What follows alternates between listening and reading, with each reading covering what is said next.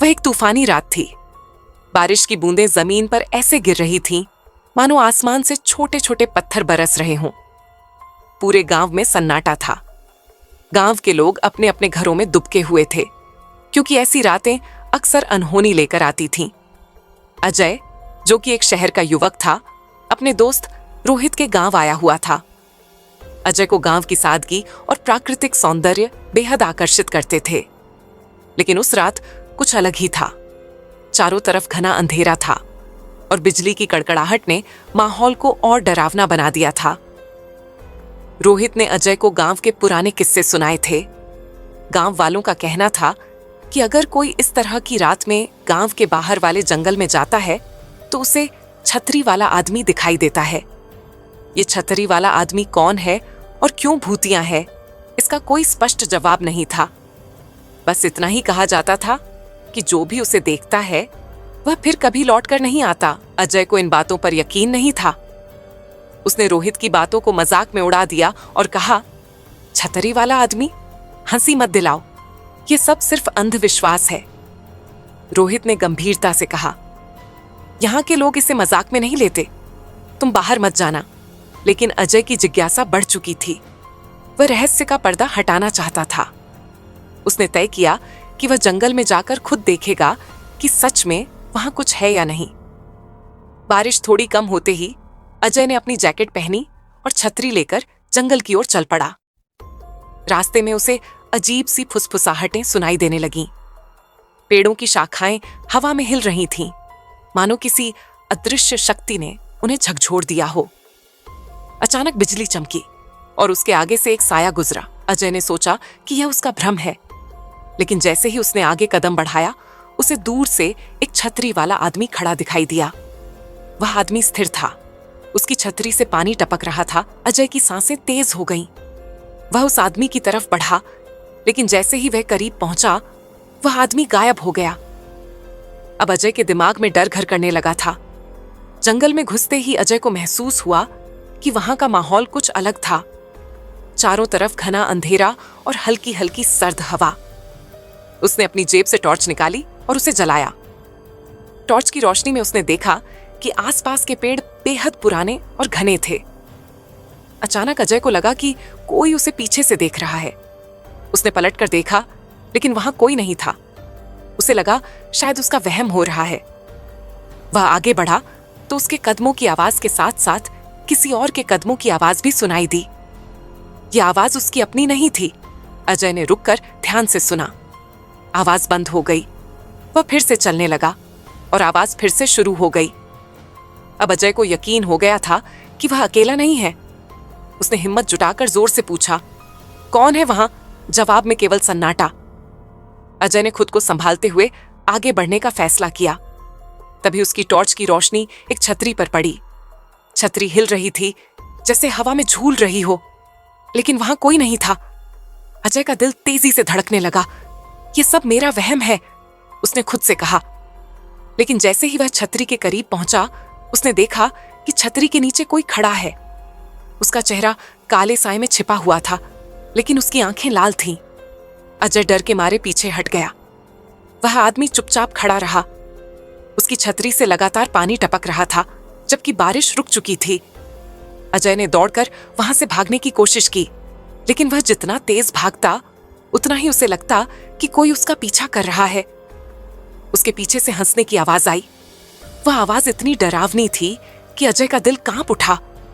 अजय ने जैसे तैसे खुद को संभाला और जंगल से बाहर निकलने का रास्ता ढूंढने लगा, लेकिन हर रास्ता उसे और गहरे जंगल की ओर ले जा रहा था। अजय ने थककर एक बड़े पत्थर पर बैठने का फैसला किया। उसकी सांसें तेज हो रही थीं और दिमाग में हजारों सवाल घूम रहे थे। तभी उसने देखा कि वही छतरी वाला आदमी दूर खड़ा उसे देख रहा है। अजय ने साहस जुटाकर उससे पूछा, तुम कौन हो? मुझे क्यों परेशान कर रहे हो? उस आदमी ने कोई जवाब नहीं दिया। वह धीरे धीरे अजय की ओर बढ़ने लगा।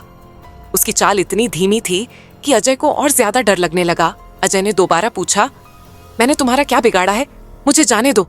इस बार छतरी वाले आदमी ने जवाब दिया, लेकिन उसकी आवाज इतनी भारी और गूंजती हुई थी कि अजय को लगा जैसे पूरा जंगल कांप गया हो। तुमने मेरी जगह पर कदम रखा है। अब तुम्हारा यहां से जाना मुमकिन नहीं।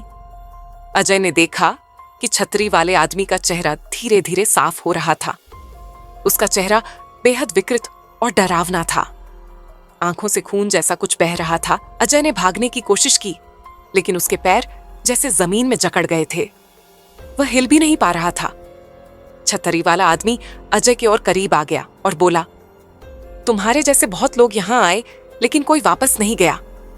अजय को याद आया कि रोहित ने उसे इस जगह के बारे में चेतावनी दी थी। उसने सोचा कि अगर वह यहां से बचना चाहता है तो उसे अपनी बुद्धिमानी से काम लेना होगा। उसने कहा, मैं यहां गलती से आया हूं, मुझे जाने दो। छतरी वाला आदमी हंसा और बोला, अगर तुम सच में जाना चाहते हो तो मेरी एक शर्त माननी होगी। अजय ने डरते हुए पूछा, क्या शर्त? आदमी ने कहा, मुझे उस जगह लेकर जाओ जहां तुम रहते हो। मुझे इस जंगल से बाहर निकालो। अजय समझ गया कि छतरी वाला आदमी इस जंगल का कैदी है और बाहर जाने का रास्ता ढूंढ रहा है। लेकिन अगर वह इसे गांव लेकर गया तो गांव वालों की जान खतरे में पड़ सकती थी। अजय ने हिम्मत से कहा, मैं तुम्हें बाहर नहीं ले जा सकता। छतरी वाला आदमी गुस्से से चीखने लगा। उसकी चीख इतनी तेज थी कि अजय के कानों से खून निकलने लगा। अजय ने अपनी टॉर्च की रोशनी को आदमी की आंखों पर डाल दिया। आदमी थोड़ी देर के लिए पीछे हट गया। अजय ने यह मौका देखते हुए भागने की कोशिश की। उसने महसूस किया कि उसके पैरों की जकड़न खत्म हो चुकी है। भागते भागते अजय ने देखा कि रोशनी की एक हल्की लकीर जंगल के बाहर की तरफ जा रही है। वह उसी दिशा में दौड़ने लगा। पीछे से छतरी वाला आदमी उसके पीछे भाग रहा था। जंगल के आखिर में एक पुराना मंदिर था। गांव वालों का कहना था कि यह मंदिर छतरी वाले आदमी के श्राप को खत्म कर सकता है। अजय ने अपनी पूरी ताकत लगाकर मंदिर के दरवाजे को खोला और अंदर चला गया। अंदर जाकर उसने देखा कि वहां एक पुरानी मूर्ति थी। उसने भगवान से प्रार्थना की और मदद की गुहार लगाई। तभी छतरी वाला आदमी भी मंदिर में घुस गया। लेकिन जैसे ही उसने मंदिर की चौखट को पार किया, उसकी चीख निकल गई। मूर्ति से तेज रोशनी निकली और छतरी वाला आदमी धीरे धीरे गायब होने लगा। वह चिल्ला रहा था, ये तुम्हारी जीत नहीं है। अजय हांफते हुए मंदिर के भीतर गिर पड़ा। उसकी आंखों के सामने वह छतरी वाला आदमी धीरे धीरे धुएं में बदलकर गायब हो रहा था। लेकिन उसके शब्द अजय के कानों में गूंज रहे थे, मैं फिर आऊंगा। मंदिर के अंदर का माहौल अचानक शांत हो गया। वहां की हवा अब हल्की और ठंडी थी। अजय ने महसूस किया कि उसकी जान बच गई थी, लेकिन उसके मन में छतरी वाले आदमी को लेकर कई सवाल थे। अजय ने मंदिर में चारों ओर देखा। दीवारों पर बनी चित्रकारी में अजीब सी कहानियां उकेरी गई थीं। इनमें से एक कहानी में उसने एक व्यक्ति को छतरी लिए हुए देखा। चित्र में वह आदमी क्रोधित दिख रहा था और उसके आसपास गांव वाले घुटनों के बल प्रार्थना कर रहे थे। चित्र के नीचे एक पुराना शिलालेख था, जिसे अजय ने ध्यान से पढ़ा। उसमें लिखा था, यह आत्मा उस राजा की है जिसने लालच में गांव वालों की जमीन छीन ली थी। श्रापित होकर यह आत्मा इस जंगल में भटकती रही और इसकी छतरी इसके पापों का प्रतीक बन गई। केवल यह मंदिर इसे बांध सकता है, लेकिन इसकी मुक्ति तब तक संभव नहीं है जब तक कोई इसे समझकर अपने कर्मों से मुक्त न कर दे। अजय को समझ में आ गया कि छतरी वाला आदमी केवल एक पिशाच नहीं था, बल्कि एक श्रापित आत्मा थी। यह श्राप उसके कर्मों की वजह से था और वह इस जंगल का कैदी बन गया था।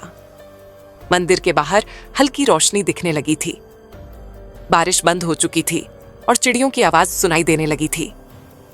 अजय ने खुद को संभाला और मंदिर से बाहर निकलने का रास्ता देखा। अजय जैसे ही जंगल से बाहर आया, उसने राहत की सांस ली। गांव अब भी शांत था। उसने महसूस किया कि यह रात सिर्फ एक खतरनाक अनुभव नहीं थी, बल्कि एक सबक भी थी। गांव पहुंचने पर उसने देखा कि रोहित चिंतित होकर उसका इंतजार कर रहा था। रोहित ने दौड़कर उससे पूछा, तुम कहां थे? तुम्हें कितनी बार मना किया था कि जंगल मत जाना। अजय ने उसे पूरी कहानी सुनाई। रोहित और गांव वालों ने उसकी बातों पर पहले विश्वास नहीं किया, लेकिन जब अजय ने मंदिर और चित्रों के बारे में बताया तो वे समझ गए कि वह सच बोल रहा था। गांव के बुजुर्गों ने अजय से कहा, तुमने छतरी वाले आदमी का सामना किया और बच गए। यह हमारे गांव के लिए अच्छा संकेत है।